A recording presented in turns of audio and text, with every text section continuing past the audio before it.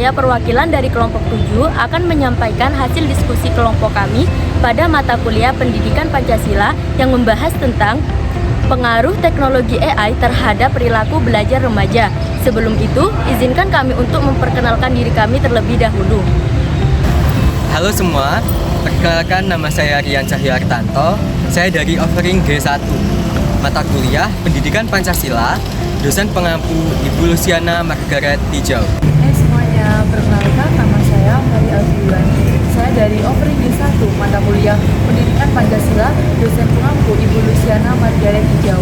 Halo semuanya, perkenalkan namaku Sudivening Jayati. Aku dari Offering G1, mata kuliah Pendidikan Pancasila dengan dosen pengampu Ibu Luciana Margaret Tijau. Halo semuanya, perkenalkan nama saya Jumbo Kapuka. Saya dari Offering G1, mata kuliah Pendidikan Pancasila dengan dosen pengampu Ibu Luciana Margaret Tijau. Halo teman-teman, perkenalkan nama saya Zulfatin Khairiyah dari Offering G1, mata kuliah Pendidikan Pancasila, dosen pengampu Ibu Luciana Margaret Tijau. Perkenalkan nama saya Kiai Nagaya Ahmadin Surat dari Offering G1, mata kuliah Pendidikan Pancasila dengan dosen pengampu Ibu Luciana Margaret Tijau. Perkenalkan saya Octavia Emilia Usma Dewi. Halo semuanya, perkenalkan nama aku Fridati Bisna. Aku dari Offering G1, mata kuliah Pendidikan Pancasila dengan dosen pengampu Ibu Luciana Margaret Tijau. Halo semua, perkenalkan nama saya Nisa Demartina Salsabila dari Offering G1 dengan mata kuliah Pendidikan Pancasila dengan dosen pengampu Ibu Luciana Margaret Tijau. Terima kasih. Berikut kami sampaikan hasil diskusi dari kelompok kami.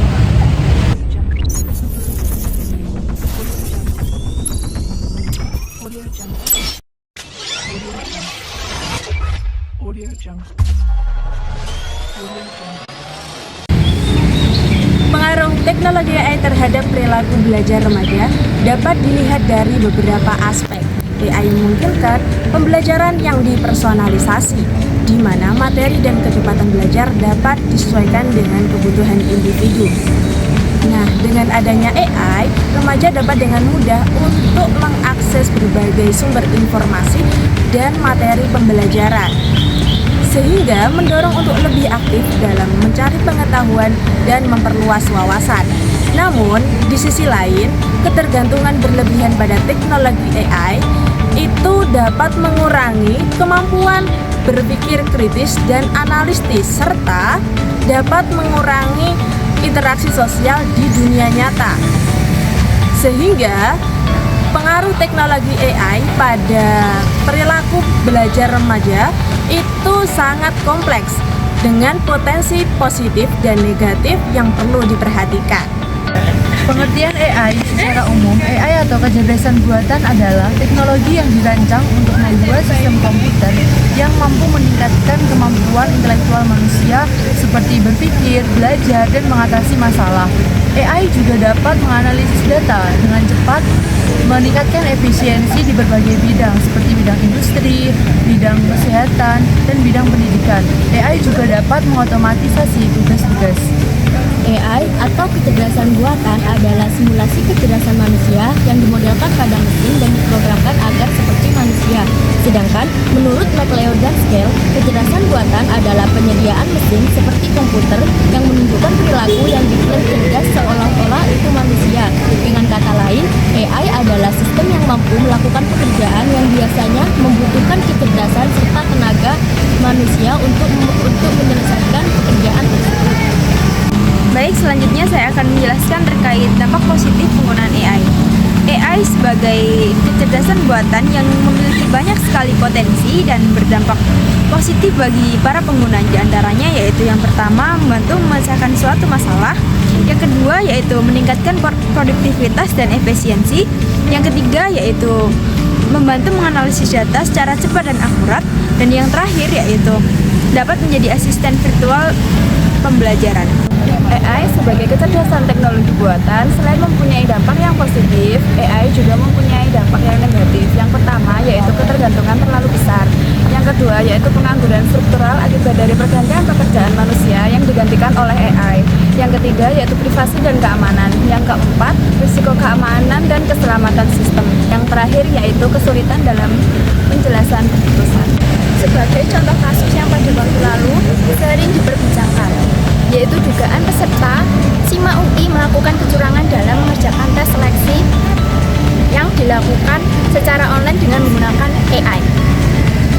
Dilansir dari web berita kompas.com, media sosial X diramaikan dengan dugaan kecurangan peserta seleksi masuk Universitas Indonesia atau yang biasa disebut dengan SIMA UI yang dilaksanakan secara online.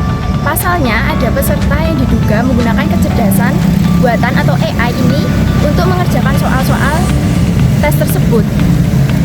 Pembicaraan itu muncul usai sejumlah warganet mendapati foto tangkapan layar yang menampilkan wajah peserta lengkap dengan nama dan soal ujian di laman studi.ai. Jadi studi.ai ini adalah laman yang kerap digunakan oleh pelajar untuk bertanya kepada sesama pengguna AI untuk memecahkan sebuah soal. Dari pihak UI sendiri, yaitu Humas Universitas Indonesia, Amelita Lucia, menyampaikan pihaknya telah menyiapkan mekanisme untuk mengantisipasi kecurangan yang terjadi selama seleksi mandiri, terutama calon mahasiswa yang lolos karena bantuan AI. Sebab dalam setiap penerimaan mahasiswa baru UI, panitia kerap menemukan berbagai kecurangan pada jalur mandiri ini. Pihak UI juga akan menindak tegas dengan memastikan pihaknya akan menindaklanjuti peserta yang terbukti melakukan kecurangan selama ujian mandiri. Ia juga meminta bantuan masyarakat untuk melapor apabila menemukan kejadian serupa.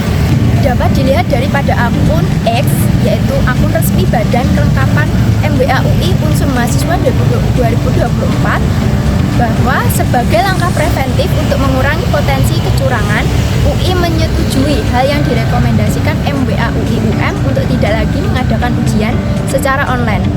Rencana terdekat adalah pelaksanaan ujian program magister pada Oktober 2024 yang akan dilakukan secara online.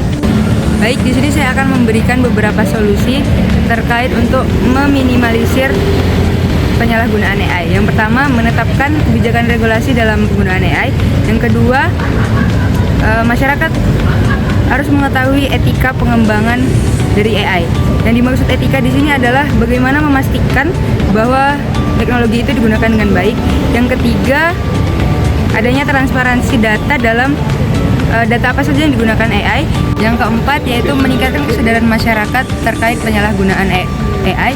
Yang kelima, kerjasama internasional. Kerjasama internasional ini untuk mengatasi tantangan global yang akan dihadapi AI. Beberapa solusi tadi dapat meminimalisir penyalahgunaan AI dan memaksimalkan manfaat AI. AI menawarkan peluang besar untuk meningkatkan kualitas hidup generasi muda, khususnya di sektor pendidikan. Namun, tanpa pengawasan dan pedoman yang tepat, AI juga dapat menimbulkan dampak negatif yang serius terhadap perkembangan kepribadian dan kesehatan mental anak. Oleh karena itu, penting bagi kita semua untuk menggunakan teknologi ini dengan bijak, menciptakan lingkungan digital yang sehat, mendukung perkembangan generasi muda secara holistik. Mari bekerja sama menjaga keseimbangan AI sehingga generasi mendatang dapat memperoleh manfaat penuh. Sekian penjelasan dari kelompok kami. Semoga apa yang kami sampaikan dapat dipahami dan bermanfaat bagi kita semua. Cukup sekian, terima kasih.